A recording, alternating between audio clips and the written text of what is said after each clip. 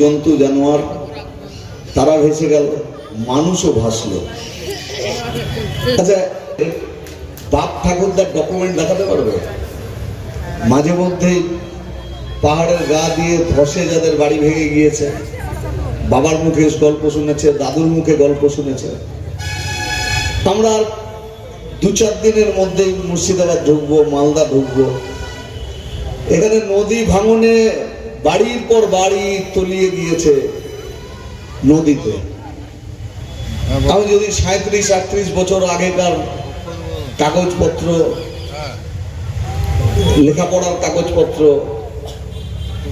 করব, তখন সমুদ্র উপকূলবর্তী জায়গা, সুন্দরবন, যেখানে ফি বছর যতগুলো ঝড় আসে তার অধিকাংশ ঝড় যেখানে গিয়ে পড়ে, কোথাও মুলি বাঁশের বেড়া, টালি বা টিনের চাল, যেগুলো প্রত্যেক বছর আয়লা আমফানের মতো ঝড়গুলো উড়িয়ে নিয়ে চলে যায়। আমি যদি 30 বছর আগে, হয়তো আর্থিক দিক থেকে সচ্ছল শহরে গ্রামে কিছু মানুষ আছেন যারা শিক্ষাগত দিক থেকে এগিয়ে, 3 পুরুষের কাগজপত্র তাদের কাছে আছে, কিন্তু ওটাই তো বাংলা না। অগণিত গরিব মানুষ যাদের বেঁচে থাকা, তাদের বাপ মায়ের নাম 2002 পাওয়া যাবে না যারা মারা গিয়েছেন। ঠাকুরদা ঠাকুমার কথাই ওঠে না, দাদু দিদিমার কথাই ওঠে না।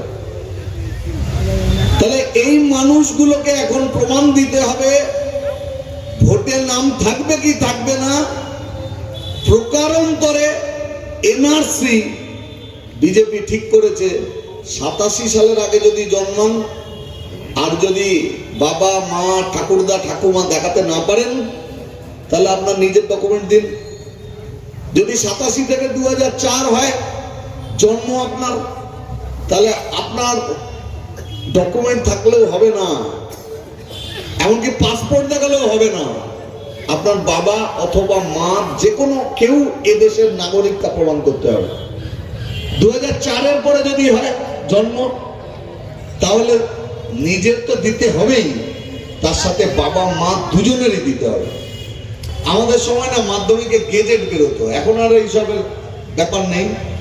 আর এখন তো ইন্টারনেটের যুগ, ডিয়ার লটারির রেজাল্ট দিনে কতবার বেরোয়, তো এখন আর জানতে দেখতে অসুবিধা হয় না। তো আমাদের অনেক দূরে গিয়ে দেখতে হতো, গেজেট বেরোতো যে মাধ্যমিকে পাশ করেছি কিনা। এখন সেই রেজাল্ট বেরোবে হচ্ছে 16 তারিখ। এই 16 তারিখে বেরোনোর পরে যাদের এই লিঙ্ক নেই, এখন বাবা মা ঠাকুরদা ঠাকুমা উপরে চলে গেছে, এখন উপর থেকে লিঙ্ক কি করে দেবে? সেই লিঙ্ক হচ্ছে না। যদি না হয়, এই ডকুমেন্ট যদি না দেখানো যায়, তাহলে ভোটার তালিকায় নাম থাকবে না। তাহলে তো এক হলো ভোটাধিকার কেড়ে নিল। তারপর কি হবে?